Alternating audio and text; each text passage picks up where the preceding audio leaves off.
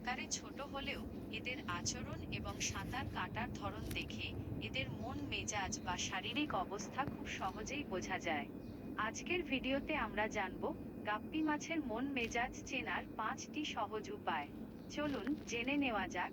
1. ট্যাঙ্কের মাঝখানে মনের আনন্দে সাঁতার কাটা। ভালো মেজাজ। আপনার গাপ্পি মাছগুলো যদি ট্যাঙ্কের মাঝখানের বা ওপরের অংশে মনের আনন্দে ঘুরে বেড়ায়, একে অপরকে তাড়া করে খেলা করে এবং অ্যাকোয়ারিয়ামের কাছের কাছে এসে ঘোরাঘুরি করে, তবে বুঝবেন তাদের মন মেজাজ এবং স্বাস্থ্য দুটোই একদম চমৎকার আছে। 2. এক কোণায় চুপচাপ লুকিয়ে থাকা, ভীত বা অসুস্থ।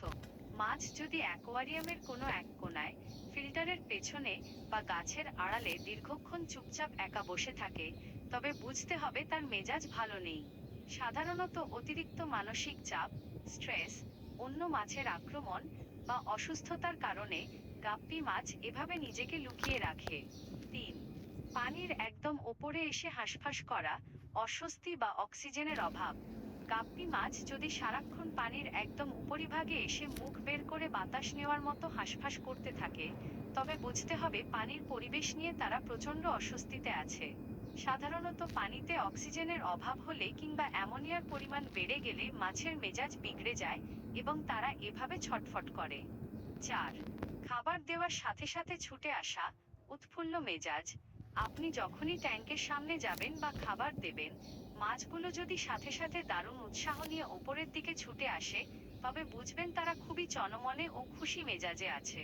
কিন্তু খাবার দেওয়ার পরও যদি কোনো মাছ উদাসীন থাকে এবং খাবারের দিকে না আসে, তবে বুঝতে হবে তার মেজাজ ও শরীর কোনোটিই ভালো নেই। 5. পাথরে বা কাচের গায়ে শরীর ঘষা, বিরক্তি বা চুলকানি। গাপ্পি মাছকে যদি হুটহাট ট্যাঙ্কের নিচের বালু, পাথর কিংবা কাচের গায়ে গা ঘষতে বা ধাক্কা খেতে দেখা যায়, তবে বুঝবেন তারা বিরক্ত।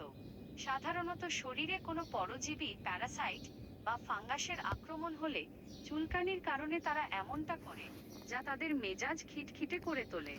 এই লক্ষণগুলো খেয়াল রাখলে আপনি খুব সহজেই আপনার গাপ্পি মাছের মনের অবস্থা বুঝতে পারবেন এবং সেই অনুযায়ী ব্যবস্থা নিতে পারবেন। ভিডিওটি ভালো লাগলে অবশ্যই একটি লাইক দেবেন এবং এমন আরো সুন্দর সুন্দর তথ্য পেতে চ্যানেলটি সাবস্ক্রাইব করে আমাদের সাথেই থাকবেন। সবাইকে অসংখ্য ধন্যবাদ। আসসালামু আলাইকুম।